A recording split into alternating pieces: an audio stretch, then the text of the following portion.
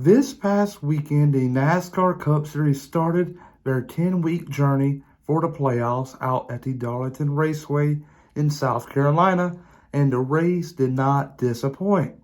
A lot of playoff drivers were involved in some serious accidents, which lost them a lot of points, and we even saw an upset winner, Eric Jones. But I'm not here to talk about that.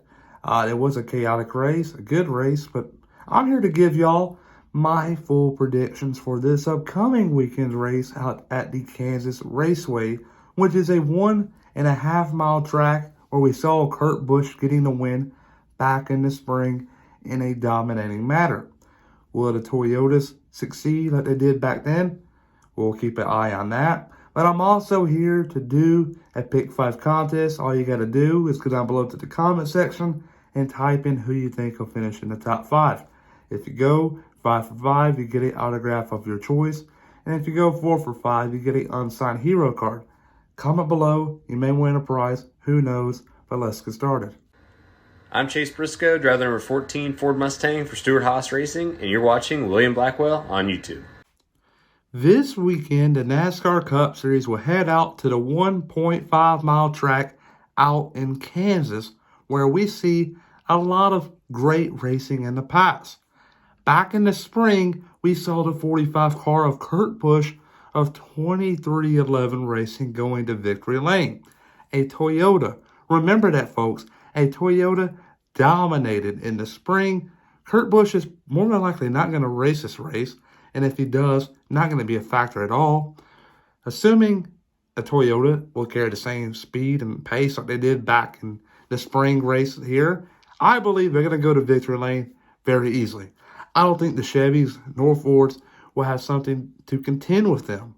I believe that Denny Hamlin will go to victory lane in this Sunday's Hollywood Casino 400 at the Kansas Motor Speedway. Hamlin is so quick. In the regular season, in the point standings, it did not show how quick he was. He picked up a win all the way back in the beginning of the season, and he won the Coca-Cola 600. Hamlin was kind of, put to the side early on, and now the playoffs are starting up. Got a runner-up in Darlington. He's building up a lot of momentum here, folks. Hamlin, I believe, will win this ring, hands down, very easily. He's going to win in a dominating manner. I believe he will sweep both stage number 1 and stage number 2 and will get the win at the end and lock himself into the round of 12. And the round of 12 right now, with the Eric Jones win in Darlington, has no one locked into it. Chase Elliott, the points leader heading into Darlington, not locked into the next round after having a toe link broken. So there you go. Everything's still on the table, folks. If your driver's below the cut line, don't feel like it's the end of the world. They can very easily make them points up in the next 2 weeks out in Kansas and in Bristol. But Denny Hamlin wins out in Kansas. Second place, though, will be the 8 car of Tyler Reddick. Tyler Reddick out in Darlington started the race off very bad. Randall Burdett went on the radio and told Reddick to calm down and to race and not worry about anything else.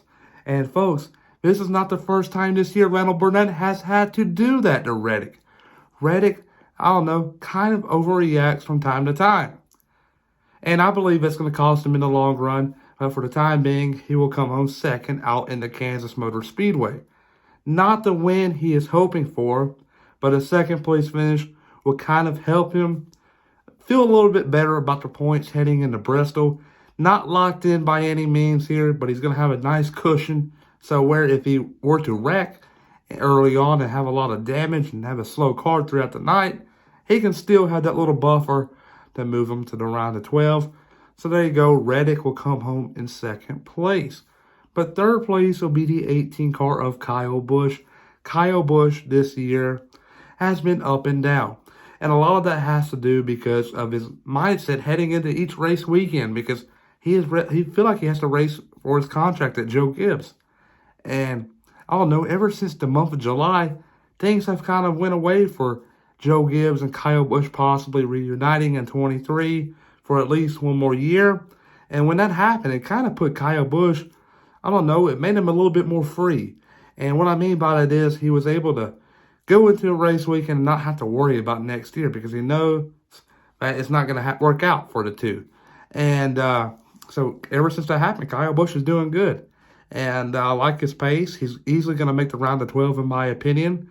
Uh, Regardless of how things went in Darlington, where he blew that engine, third place here in Kansas will not lock him into the round of 12, but will put a nice buffer for the points.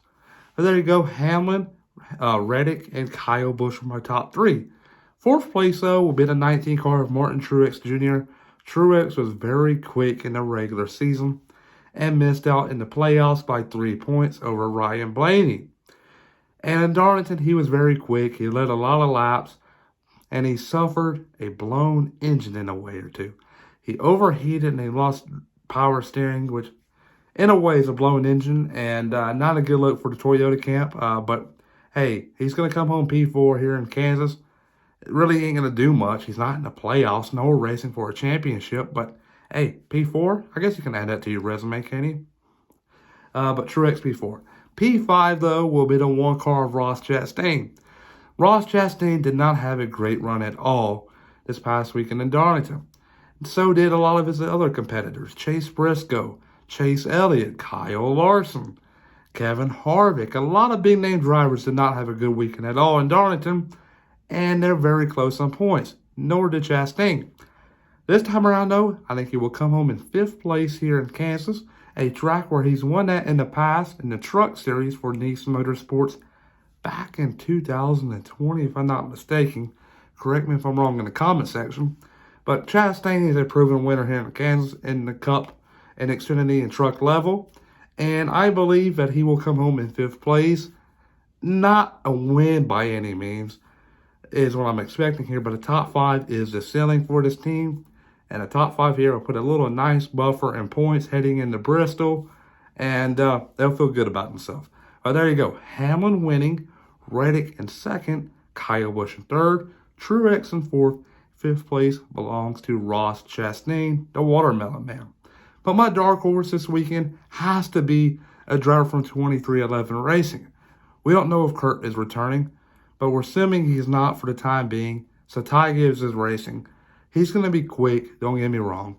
But I believe the guy to look at here this weekend as a possible upset winner is Bubba Wallace. Bubba Wallace is driving the 45 car for the next 9 weeks because the 45 car is going for the Owners' Championship, and the Owners' Championship consists of a lot of money. And the higher that 45 goes in the point standings, the more money 2311 Race earns. And that money can go towards development, possibly hiring more people, giving out raises, who knows, and covering expenses. But who knows, if they can finish a lot higher, that would do a lot for that small team. But Bubba Wallace is a driver to look at. He was good in the spring. Had a couple of miscues on pit road, which ultimately cost him the win. I believe he would have messed around and possibly gave Kurt a run for his money. But Kurt was very quick that day. So it's a lot of assumptions going on right here at the moment. But Wallace, going to have a good weekend. At least top 10, maybe even a win. But everybody, though, remember to please like and subscribe and comment down below what you think will happen this weekend out at the Kansas Motor Speedway, because I'm very curious to know. Peace.